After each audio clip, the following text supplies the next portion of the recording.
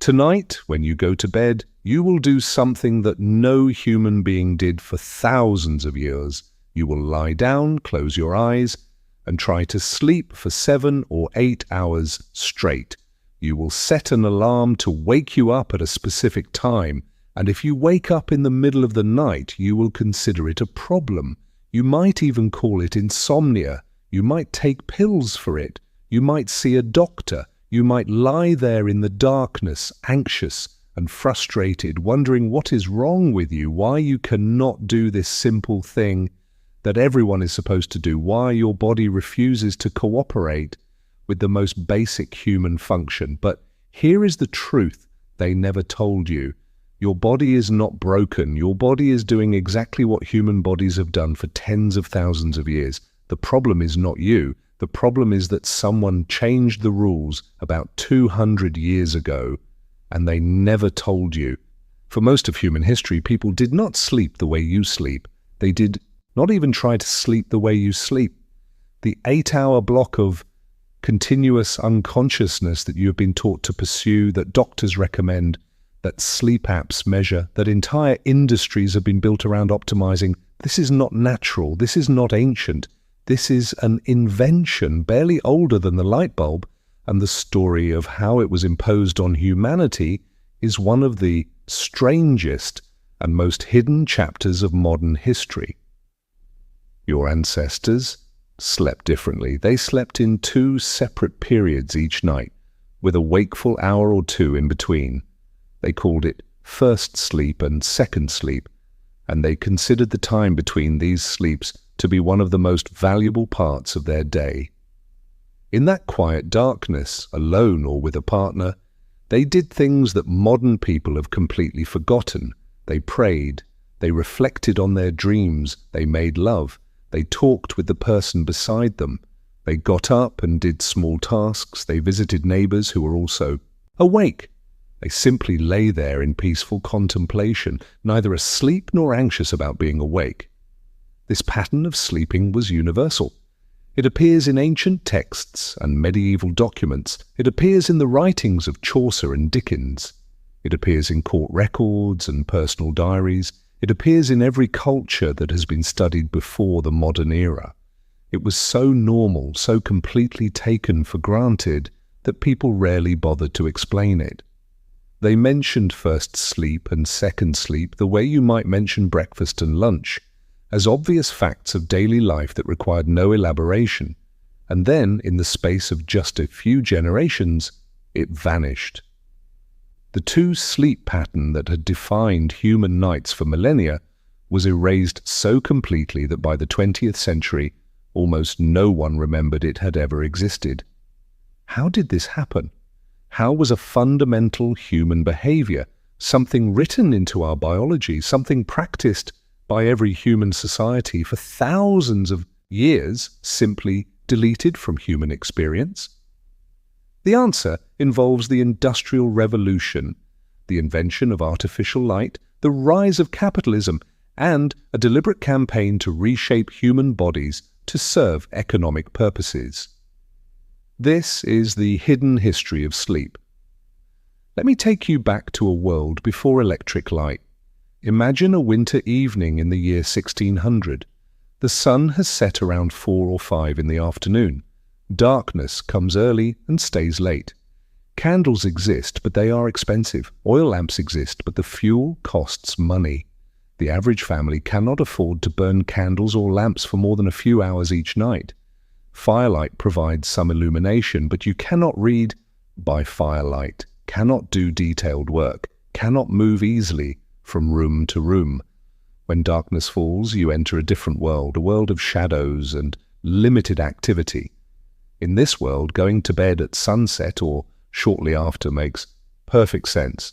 There is nothing else to do. You cannot work. You cannot easily socialize outside your home. Entertainment options are non-existent in the modern sense. So you go to bed, perhaps at 8 or 9 in the evening, long before you are actually tired enough to sleep, continuously until morning. And this is the key. You are going to bed not because you are exhausted, but because darkness has made waking activity impractical. You have many hours of night ahead of you, far more hours than your body actually needs for sleep. So what happens? You fall asleep fairly quickly, your body rests, and then after 3 or 4 or 5 hours, you wake up. Not with an alarm, not because something disturbed you.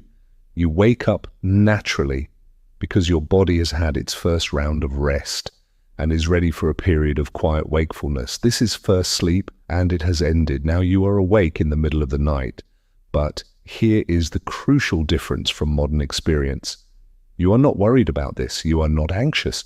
You do not think something is wrong with you. This is completely normal. Everyone you know does the same thing. Your parents did it. Your grandparents did it. Every generation back to the beginning of human memory has done it. Waking up between first and second sleep is as natural as waking up in the morning. What do you do during this wakeful period? The options depend on who you are and what your circumstances allow. Many people simply lie quietly in bed in an age before electric light, before central heating, before any of the comforts that make nighttime activity convenient. Staying in bed under warm covers is often the best option. You lie there and think. You reflect on the day. You process your thoughts and feelings. In many ways, this period of quiet wakefulness serves the psychological function that modern people try to achieve through meditation or therapy. It is built into the daily rhythm, a mandatory period of reflection that everyone experiences. If you are religious, and almost everyone in pre-modern Europe was religious, this wakeful period is ideal for prayer. The Catholic Church actually encouraged prayer during the night watch. Monks structured their entire lives around nighttime prayers, waking at specific hours to pray together. But ordinary people did this too. The quiet darkness felt sacred, appropriate for communication with God. Prayers said in the middle of the night, in the hushed stillness when the rest of the world seemed suspended, carried special weight. If you are in bed with a partner, this wakeful period is ideal for intimacy and conversation. Throughout history, this time between sleeps was considered the best time for sexual intercourse. Medical texts from the medieval period through the early modern era recommend that couples conceive children during this time. The reasoning was that both partners had rested from the day's labors and were relaxed and unhurried. There was no need to wake up early, no pressure to fall asleep quickly. The time between sleeps was their time, protected and private. Couples also talked during this period, really talked, in ways that modern couples often struggle to find time for. They discussed problems, made plans, shared dreams and fears. In a world without telephones or text messages or any of the fragmented communication that defines modern relationships, this nightly conversation was how couples maintained their connection. They literally had hours of darkness with nothing to do but be together. If you needed to do something that required getting out of bed, you might do that too. People visited neighbors who lived close by. In villages where houses were clustered together, it was common to know that certain neighbors would be awake during the night watch and to drop by for conversation. People checked on livestock. They added wood to fires. They used the chamber pot or visited the outhouse. They had a small snack or drink. None of this was considered unusual or problematic. After an hour or two of wakefulness, you would begin to feel drowsy again. This is the natural signal for second sleep, and you would drift off for another 3 or 4 or 5 hours, waking naturally at dawn or shortly before. Your night was divided into 2 distinct sleeps with a peaceful interval between them, and this was how humans had slept since before recorded history. The evidence for this 2-sleep pattern is overwhelming. Historians have found references to first sleep and second sleep in documents from ancient Rome, from medieval France and England, from Renaissance Italy, from colonial America, from indigenous cultures around the world. The terminology varied, but the pattern was consistent. In Italian, the first sleep was called primo sonno. In French, premier sommeil. In Latin, concubia nocte referred to the first quiet period of the night. Different languages, different centuries, different continents, but the same fundamental pattern of divided sleep.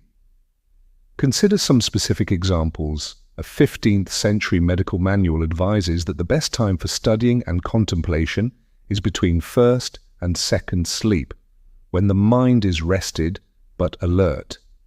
A 16th century French physician recommends that couples who wish to conceive should have intercourse after first sleep rather than at bedtime when they are tired from the day's work. A 17th century English court record mentions a witness who went to bed at 9, woke after first sleep, and heard suspicious noises, then returned to second sleep until dawn. The witness mentions this timing casually with no explanation needed because the court would obviously understand what first sleep meant. Geoffrey Chaucer mentions first sleep in the Canterbury Tales, written in the late 1300s. Charles Dickens mentions it in Barnaby Rudge, written in the early 1840s. The practice spans at least 5 centuries of English literature alone, and that is only because earlier English texts are less abundant. The practice itself is certainly far older. Anthropological research confirms that the two-sleep pattern is not just European. Indigenous cultures that have been studied in Africa, in South America, in Southeast Asia, in Australia, all showed variations of segmented sleep before exposure to modern Western patterns. Hunter-gatherer societies that have been studied in recent decades, living in conditions somewhat similar to pre-industrial humans, often exhibit segmented sleep as well. The pattern appears to be genuinely universal, written into human biology rather than created by any particular culture. And here is perhaps the most striking piece of evidence. In the 1990s, a psychiatrist named Thomas Wehr conducted an experiment at the National Institute of Mental Health. He took a group of modern people, removed them from artificial light, and exposed them to 14 hours of darkness each night, simulating the long nights of winter before electric light. Within just a few weeks, every single participant spontaneously fell into a two-sleep pattern. They slept for about 4 hours, woke for 1 to 2 hours, then slept for another 4 hours. Their bodies, given the opportunity, immediately reverted to the ancient pattern. The two-sleep system is not just historical, it is biological. It is what human bodies naturally do when freed from artificial lighting. Wehr also found that the wakeful period between sleeps was characterized by a distinct hormonal state. Participants showed elevated levels of prolactin, the same hormone associated with the peaceful feeling after orgasm or the calm of breastfeeding. This suggests that the between-sleep period is not just a neutral gap, but a specific biological state, one associated with relaxation, reflection, and contentment. Our bodies are literally designed to have this midnight interlude, and they reward us chemically when we do. So if two-sleep is natural, if it is universal, if it is biological, how did it disappear? How did modern society convince billions of people to abandon their natural sleep pattern and adopt an entirely artificial one? And why did they do it? The transformation began with light. For most of human history, darkness was simply a fact of life. When the sun went down, you could not fight it. The wealthy had better candles and more of them. The very wealthy had chandeliers and could extend their waking hours somewhat. But even they were constrained by the fundamental expense and inconvenience of artificial light. And for the vast majority of people, ordinary farmers and tradespeople and laborers, darkness meant darkness. You adjusted your life to the sun because you had no other choice. The first assault on darkness came with improvements in artificial lighting in the late 18th and early 19th centuries. Better oil lamps, brighter candles, and eventually gaslight made it possible to illuminate spaces more effectively and more cheaply than ever before. Gaslight, in particular, transformed urban life. City streets could be lit at night. Shops could stay open after sunset, factories could operate around the clock, social events could extend late into the evening. This was not experienced as a loss, it was experienced as progress, as liberation from the tyranny of darkness. For the first time in human history, people could choose to be active at night. They could read, work, socialize, travel, do almost anything they could do during the day. The boundary between day and night, which had defined human existence since the beginning, began to blur. But the real revolution came with electric light. When Thomas Edison developed the practical incandescent light bulb in 1879, he did not just invent a new kind of lamp, he launched a total transformation of human society. Electric light was brighter, safer, and eventually cheaper than any previous form of illumination. It could be installed anywhere and turned on and off with a switch. It made night into day. Edison himself understood the implications perfectly. He was not just selling light bulbs, he was selling a new way of life. Edison slept only 4 or 5 hours a night and was proud of it. He considered sleep a waste of time, a primitive habit that modern people should minimize. He famously said that sleep is a criminal waste of time, inherited from our cave days. Edison wanted to eliminate the night entirely to create a world of perpetual activity where productive work could continue around the clock. And here is where the economic forces come into focus. The Industrial Revolution had created factories that were expensive to build and expensive to maintain. Factory owners wanted to maximize the return on their investment. A factory that operated only during daylight hours was a factory that sat idle for half the day. But a factory lit by electric light could run continuously. Workers could be organized into shifts. Production could continue 24 hours a day. The problem was that workers were still sleeping the old way. They went to bed early, woke in the middle of the night, and slept again until dawn. This pattern of sleep was not compatible with shift work. A worker who expected to be awake for an hour or two in the middle of the night was a worker who could not reliably work a night shift. A worker whose body was biologically programmed for 2 sleeps was a worker whose productivity was unpredictable. The solution was to change how people slept. This was not a conspiracy in the sense of secret meetings in dark rooms. It was something more subtle and more powerful. It was the gradual alignment of social norms, economic incentives, medical advice, and technological change, all pushing in the same direction. Sleep had to be consolidated, compressed into a single block that could be scheduled around work. The wakeful hour between sleeps had to be eliminated, reclassified as a disorder, rather than a normal part of human experience. The consolidation happened gradually but relentlessly.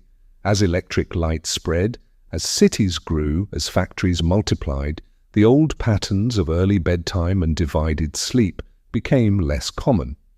People stayed up later because they could, because there were things to do after dark that had never been possible before. The interval between sleeps shrank because people were going to bed later and needed to wake at a fixed time for work. By the early 20th century, the transformation was largely complete. References to first sleep and second sleep, which had been common in literature for centuries, virtually disappeared. A new understanding of sleep took hold, one that treated it as a single continuous period that should ideally last about 8 hours. Waking in the middle of the night was no longer normal. It was now a symptom of a problem. The medical establishment played a crucial role in this transformation. Doctors began to define sleep in new ways, ways that aligned with industrial needs rather than biological reality.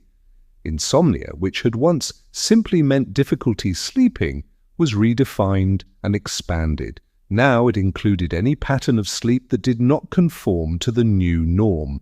If you woke up in the middle of the night, you had insomnia. If you could not fall asleep immediately upon going to bed, you had insomnia. If you did not feel fully rested after 7 or 8 hours of continuous sleep, you had insomnia. Sleep became a medical problem to be solved rather than a natural process to be accepted. Doctors prescribed treatments, pharmaceutical companies developed medications. An entire industry grew up around the idea that sleep required management, intervention, optimization. The natural fluctuations of human sleep, the individual variations that had always existed, were pathologized, turned into disorders requiring treatment. Consider what this meant for actual human beings trying to live their lives.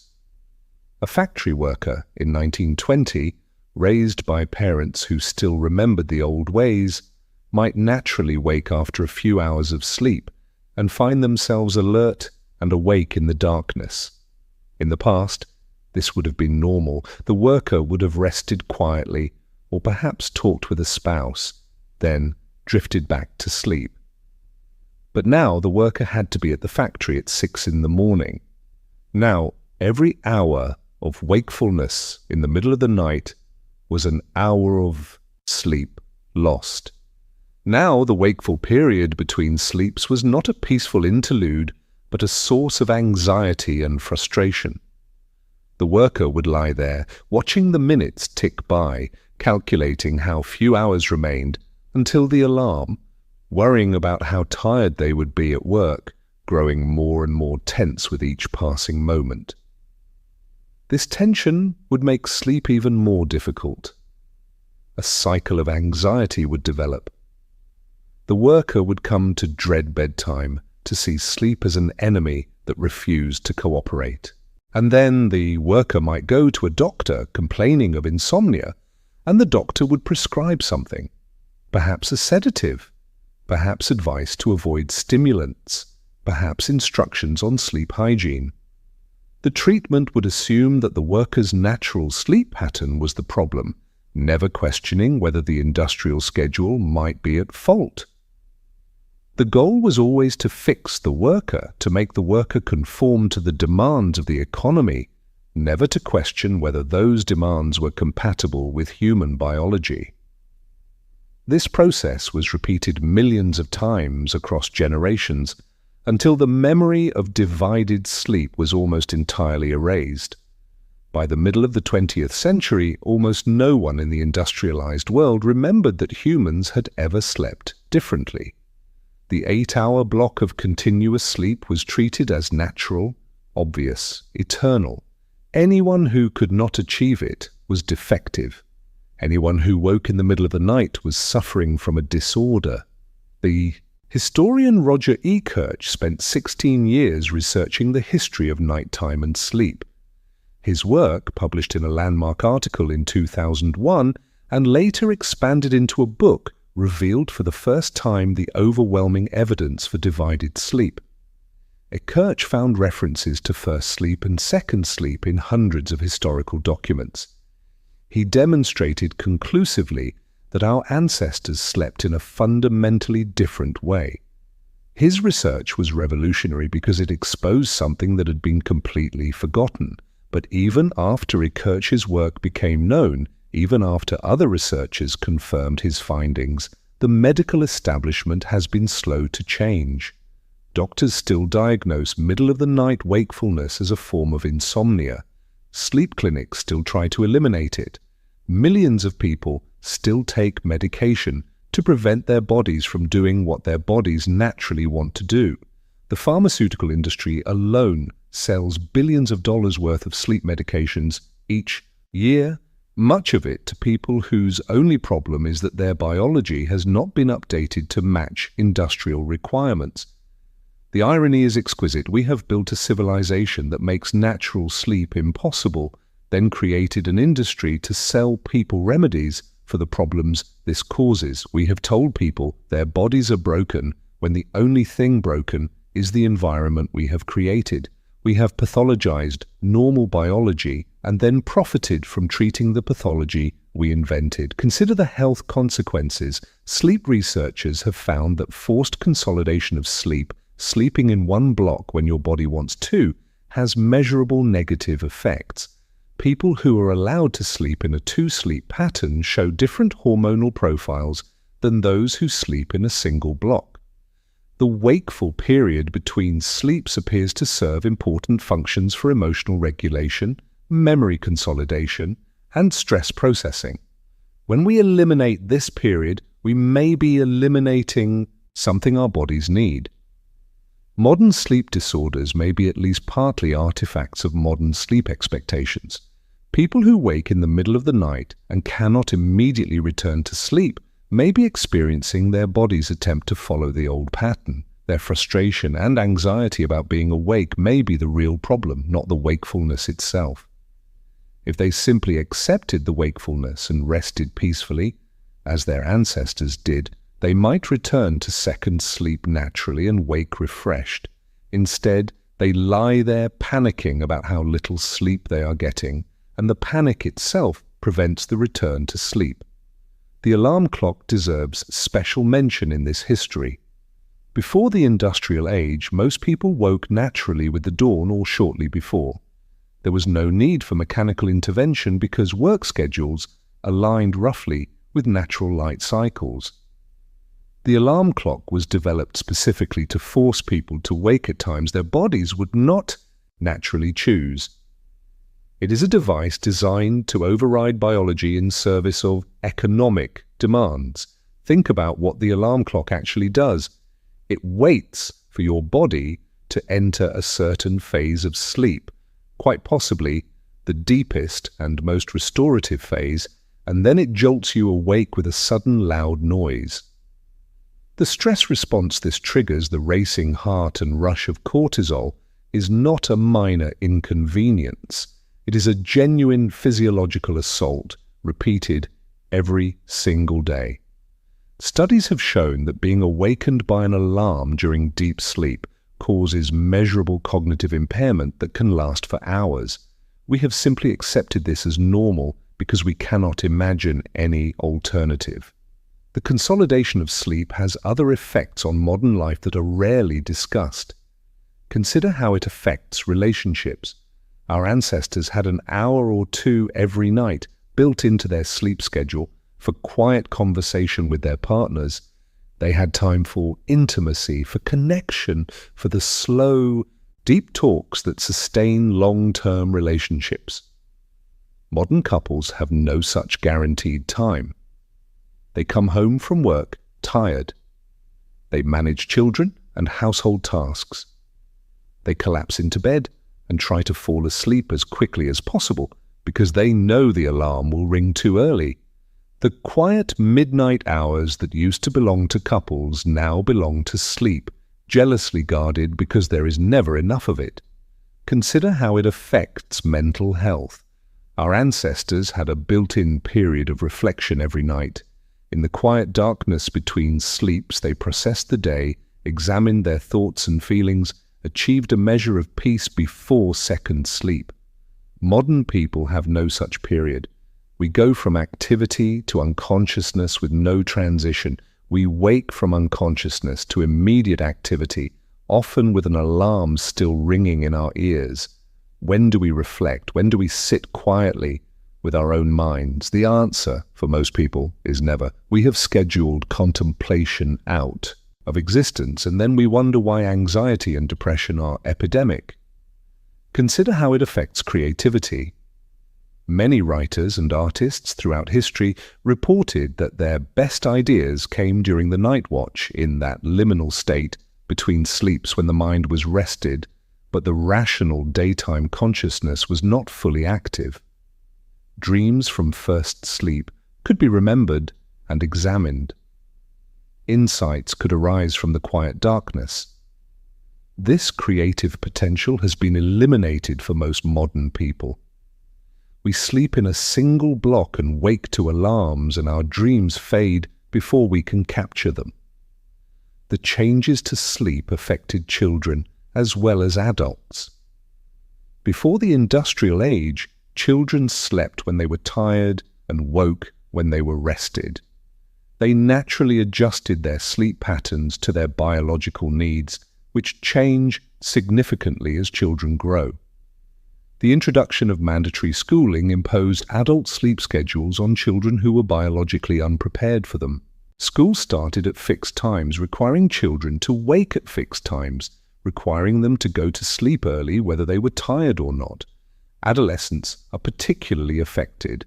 Biological research has shown that teenagers naturally experience a shift in their circadian rhythms. They become inclined to stay up later and sleep later. This is not laziness or rebellion, it is biology.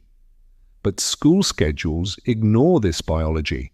Teenagers are forced to wake at times that are fundamentally wrong for their bodies. They sit through first period classes in a fog because they are biologically still asleep. Their grades suffer, their mental health suffers, their development suffers. All of this is considered normal because we have forgotten that sleep is supposed to serve people, not the other way around. The two-sleep pattern offers a potential model for a different way of living, though recreating it exactly is probably impossible. In modern society, the long, dark nights that made two-sleep natural and inevitable no longer exist. We live in a world of electric light, where true darkness is increasingly rare, where screens glow in every room, and the boundary between night and day has been thoroughly dissolved. But understanding the history can change how we think about our own sleep. If you wake in the middle of the night and cannot immediately return to sleep, you are not necessarily broken. You may be experiencing a perfectly natural pattern that your ancestors followed for thousands of generations. The anxiety you feel about being awake may be the only real problem.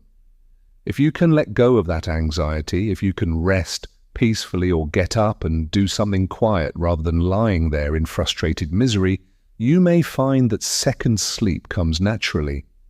Some researchers have suggested that modern society could benefit from accommodating more flexible sleep patterns. Rather than demanding that everyone conform to the same 8-hour block, workplaces and schools could allow for individual variation. Some people are natural early birds who sleep best in the evening and wake before dawn. Others are natural night owls who sleep best in the early morning hours. Still others might thrive with a two-sleep pattern if given the opportunity. A society that accommodated this variation rather than punishing it might be healthier, happier, and more productive. But such changes would require a fundamental shift in how we think about sleep. We would have to stop treating it as a problem to be solved and start treating it as a biological process to be respected. We would have to stop designing society solely around economic efficiency and start considering human well-being. We would have to acknowledge that the way we sleep now is not natural, not inevitable, not the product of biological necessity, but a choice made for us by economic forces that did not have our health or happiness in mind. The lost practice of divided sleep is more than a historical curiosity. It is evidence of how thoroughly modern society has reshaped human existence. Something as fundamental as sleep, something that every human being does every day, has been altered beyond recognition within just a few generations. And the transformation was so complete, so total, that we forgot it had ever been different. What else have we forgotten? What other aspects of human life have been reshaped to serve industrial and economic purposes so gradually and so thoroughly that we no longer remember any alternative?